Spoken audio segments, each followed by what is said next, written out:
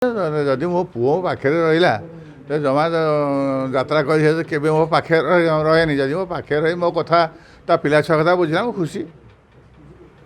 ଯେ ରାତି ସାରା ଲୋକମାନଙ୍କୁ ସେ ଏଣ୍ଟରଟେନମେଣ୍ଟ କରାନ୍ତି, ଏବେ ଆପଣଙ୍କ ସହିତ ରହିବେ, ମନେ ପଡ଼ିବ ଯାତ୍ରା କଥା ତାଙ୍କର। ଏଇଟା ନିଶ୍ଚିତ, ଯାହାର ଯେଉଁ ପ୍ରଫେସନ୍ ସିଏ ମୁଁ ତ ଦେଖିଛି ସେ ଯେବେ ଛୁଟିରେ ରହେ, ମୁଁ ମୋ ନିଜ କଥା ଦେଖିଛି, ଏବେ ଛୁଟିରେ ରହେ ରାତିରେ କିଏ ଶୋଇବ ସେ ରାତିରେ ଉଠି ଯାଇକି ସେ ବାହାରେ ବୁଲୁଥିବ। ତା ଅର୍ଥ କ'ଣ? ତା ଅର୍ଥ ଯିଏ ଯାତ୍ରାରେ ରାତି ସାରା ଡେଇଁଲାଣି ସିଏ ଗୋଟାଏ ଚୁପ୍ ହେଇ ବସିବା ତା'ର ନୁହେଁ।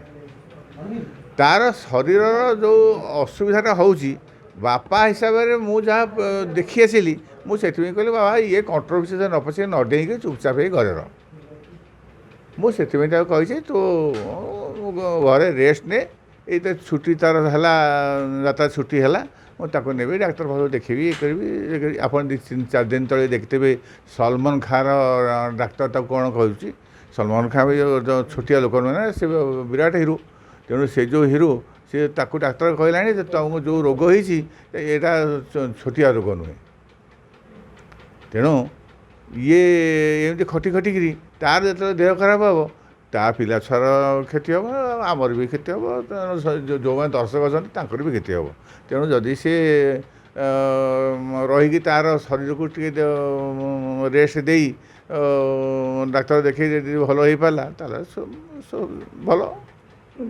ଯେଉଁ ସିଂହ ବାହିନୀ ମାଲିକଙ୍କ ପାଖକୁ ଯାଇଥିଲେ ଆଉ ପଇସା ଫେରାଇଥିଲେ, ସେଇ ସିଂହ ବାହିନୀ ମାଲିକଙ୍କ ପାଖକୁ ପୁଣି ପିୟୁଷ 5 ବର୍ଷ ପାଇଁ ଯାଉଛନ୍ତି। ମାନେ ଯେଉଁ ସିଂହ ବାହିନୀ ମାଲିକଙ୍କଠୁ କୋଟିଏ ଟଙ୍କା ଆଉ ଗାଡ଼ି ଆଣିଥିଲେ ଆଉ ପଇସା ମଧ୍ୟ ଫେରାଇଥିଲେ, ସେଇ ମାଲିକଙ୍କ ପାଖକୁ ସେ 5 ବର୍ଷ ଏଗ୍ରିମେଣ୍ଟ କରିକି ଯିବେ ବୋଲି କହୁଛନ୍ତି। ମୁଁ ଜାଣିନି କଥା, ସେ କଥା ମୁଁ ଏପର୍ଯ୍ୟନ୍ତ ମୁଁ ଜାଣିନି। ଆପଣଙ୍କର କ'ଣ ମତ ରହିବ, ସେଇ ସିଂହ ବାହିନୀ ଯିବା ଦରକାର ନା ନାହିଁ? ମୁଁ ସେ କଥା କହିପାରିବି ନାହିଁ। ପିଲା ବଡ଼ ହେଲାଣି, ସିଏ ନିଜେ ତା ନିଜ କଥା ଠିକ୍ କରିବ, କେଉଁ ପାର୍ଟିରେ ରହିବ ନ ରହିବ, କ'ଣ ଯାତ୍ରା କେମିତି ଭଲ ହେବ, ଇଏ କଥା ସେ ବୁଝିବ। ମୁଁ ଏ ବିଷୟରେ କିଛି କହିବି। ଖୁସି ତ ଆପଣଙ୍କ ପାଖରେ ପୁଅ ଏବେ ରହିବେ ବର୍ଷେ। କି କଥା କହିଲେ ଆପଣ? ପୁଅ ଯଦି ପାଖରେ ରହିବ ମୁଁ କ'ଣ ଦୁଃଖ କରିବି ନା ନାହିଁ ତୁ ପଳାପଳା ଏଇଠୁ କହିବି? ଆଉ ଗୋଟେ ଜିନିଷ ବି ପ୍ରତିପାଦିତ ହେଲା ଯେ ଗୋଟେ କଥାରେ ଥାଏ ବାପା ଥିଲା ପୁଅ ସଭାରେ ହାରେନି। ତ ଆପଣ ଥିଲେ ବୋଲି ଭାଇ ବୋଧେ ମାନେ ଭାଇଙ୍କ ଉପରେ ବ୍ୟାନ୍ ଲାଗିଲାନି, ଭାଇ ସୁରୁଖୁରୁରେ ମୁକୁଳି ଆସିଲେ ସେ ସବୁଥିରୁ।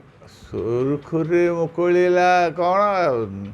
ଏଇଆ ତ ମୁଁ ଦେଖିଲି ଏଇଠି ଏଇ ଜାଗାରେ ଯେଉଁ ଜାଗାରେ ଆପଣମାନେ ଇଣ୍ଟରଭ୍ୟୁ ନେଉଛନ୍ତି ତାଙ୍କର ଏଇ କଣ୍ଟ୍ରୋଭର୍ସି ଭିତରେ ମୁଁ ଦୁଇ ମାଲିକଙ୍କୁ ଡାକିଥିଲି, ସିଂହ ବାହିନୀ ଆଉ ସେ କ'ଣ ସୂର୍ଯ୍ୟ ମନ୍ଦିର। ଏଇ ଯେଉଁ ଜାଗା ଉପରେ ସେ ବସିଥିଲେ ମୁଁ ତାଙ୍କ କଥାବାର୍ତ୍ତା ହେଇଥିଲି। ମୁଁ କହିଲି ଆଜ୍ଞା ଦେଖନ୍ତୁ, ଆଉ ଇଏ ଝଗଡ଼ା ସେ ନ ପଶିକିରି ସେ ଗୋଟେ ବର୍ଷ ପଛେ ରହିଯାଉ, ଇଏ କରନ୍ତୁନି। ସେ ତାଙ୍କ ଭିତରେ ସେ କଥା ହେଲେ ନାଇଁ ସେମିତି ହେବନି, ଇଏ କରନ୍ତି। ମୁଁ କହିଲି କେମିତି କ'ଣ ହେଇପାରିବ, ତାର ଡିସାଇଡ଼୍ ହେଇପାରିବ। ମୋ ପକେଟରୁ ବାହାର କଲି ଗୋଟେ କଏନ୍, ମୁଁ ତାକୁ ଟସ୍ ପକାଇବାକୁ କହିଲି। ମୁଁ କହିଲି ଆପଣ କେଉଁ ପଟ ନେବେ, ସିଏ କେଉଁ ପଟ ନେବେ, ମୁଁ ଟସ୍ ପକାଇଦେବି, ଯେଉଁଟାକ ହେବ ସେ ସିଆଡ଼େ ଯାଉ ବାଟ ଏକାଥରେ ଛିଣ୍ଡିଯିବ। ତେଣୁ ଦୁଇ ମାଲିକ କେହି ରାଜି ହେଲେନି। ତେଣୁ କହିଲି ନାଇଁ ସେ କରୁଛି ଇଏ ନାହିଁ, ସେ ଘରେ ବସୁ, ଗୋଟେ ବର୍ଷ ଚୁପଚାପ ଘରେ ବସୁ, ଆଉ କ'ଣ କହିବି। ଯେ ଯାତ୍ରାରେ କ୍ରେଜ୍ ଏବେ ପିୟୁଷ ତ୍ରିପାଠୀଙ୍କର ବହୁତ ଅଧିକ ରହିଛି। ଯେ ପୁଲିସ ଚାକିରି ଛାଡ଼ି ଏବେ ଯାତ୍ରାରେ ଯେଉଁ ଆସିଥିଲେ, ଏବେ କ'ଣ ଭାବୁଛନ୍ତି? ପୁଲିସ ଚାକିରି ଛାଡ଼ିବାଟା ଠିକ୍ ଥିଲା ତାଙ୍କର ନା ଭୁଲ ଥିଲା? ମୁଁ ଯାହା ଭାଗ୍ୟରେ ଯାହା ଲେଖା ହେଇଛି, ବୁଝିଲେ ନାହିଁ, ଯାହା ଭାଗ୍ୟରେ ଯାହା ଲେଖା ହେଇଛି ସିଏ ପୋଲିସରେ ଥିଲା, ପୋଲିସରୁ ସେଠୁ ଡେଇଁକି ଆସିକିରି ସିନେମା କଲା, ସିନେମାରୁ ଆସିକି ଯାତ୍ରାରେ ପଶିଲା। ତେଣୁ ତାକୁ ସେ ଟାଣୁଛି ସିଆଡ଼େ, ତା'ର କଳା ଟାଣୁଛି ସିଆଡ଼େ ଯିବା ପାଇଁ। ମୁଁ ଏଥିରେ କ'ଣ କହିବି, କିଛି କହିବିନି। ଯେଉଁ ବିବାଦ ଚାଲିଥିଲା ଏବେ, ଆପଣ ବାହାରକୁ ଯାଉଥିଲେ, ଲୋକମାନେ ଆପଣଙ୍କୁ କିଛି ପଚାରୁଥିଲେ ଯେ ପୁଅ କେଉଁଠିକି ଯିବ, ପିୟୁଷ ତ୍ରିପାଠୀ କେଉଁଠିକି ଯିବେ, ଏମିତି କିଛି ପ୍ରଶ୍ନ ଆସିଥିଲା କି? ନା ମୋତେ ପ୍ରାୟ କେହି ପଚାରନ୍ତିନି, ମୋତେ ଏ କଥା କି ସାହସ କରନ୍ତିନି ପଚାରିବା ପାଇଁ। ପୁଲିସ ପାଇଁ ଟିକେ ଡରି ଯାଉଥିଲେ? ନାଇଁ ମୋତେ କେହି ପଚାରନ୍ତିନି, କାହିଁ ମୁଁ ତ ଆନ୍ସର୍ ଦିଏନି, ତାକୁ ବୋଲେ ମୁଁ କହିପାରିବି ସେ ଗୋଟିଏ ୱାର୍ଡ଼ରେ। ଆପଣ ଯେତେବେଳେ ଭାଇଙ୍କି ଦେଖନ୍ତି ଯାତ୍ରାରେ ଆପଣଙ୍କୁ କେମିତି ଲାଗେ? এইভাবে যে আক্টিং করতে জীবন্ত আক্টিং করতে না না না ଭଲ ଥରେ ମୁଁ ଯାଇଥିଲି ତା ରିହର୍ସାଲ୍ ହେଉଥିଲା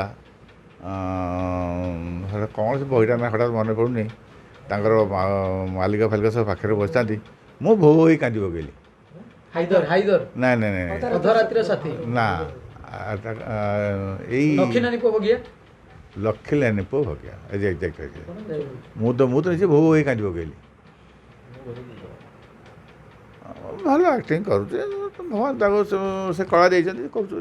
ଆଚ୍ଛା ଯେତେବେଳେ ଭିଲିଆନ ହେଇକି ଖୁଙ୍ଖାର ଆକ୍ଟିଂ କରନ୍ତି ସେତେବେଳେ ଆପଣଙ୍କୁ କେମିତି ଲାଗେ ଭିଲିଆନର ଚରିତ୍ର ଯେତେବେଳେ କରନ୍ତି? ଭିଲିଆନ ଚରିତ୍ର ଭଲ କରୁଥିଲା ଆଉ ଭିଲିଆନ ଭଳିଆ ବି ହେଉଥିଲା। ଘରେ ଘରେ କ'ଣ ହେବ ଆପଣ ସାଙ୍ଗରେ କଥାବାର୍ତ୍ତା କଲେ ସେ ତ ଭିଲିଆନ ଆକ୍ସନ୍ ଯେମିତି ତାର ସେଇଭଳିଆ ତା କଥାବାର୍ତ୍ତା ହୁଏ କିନ୍ତୁ ଯେଉଁଦିନ ସେ ଟର୍ନ କଲାଠୁ ହିରୋ ତାପରେ ତାର କଥାଗୁଡ଼ା ମାର୍ଜିତ ହେଇଗଲା ଆଉ ଭଲ ହେଇଗଲା ତେଣୁ ସେଥିପାଇଁ ମୁଁ ଖୁସି।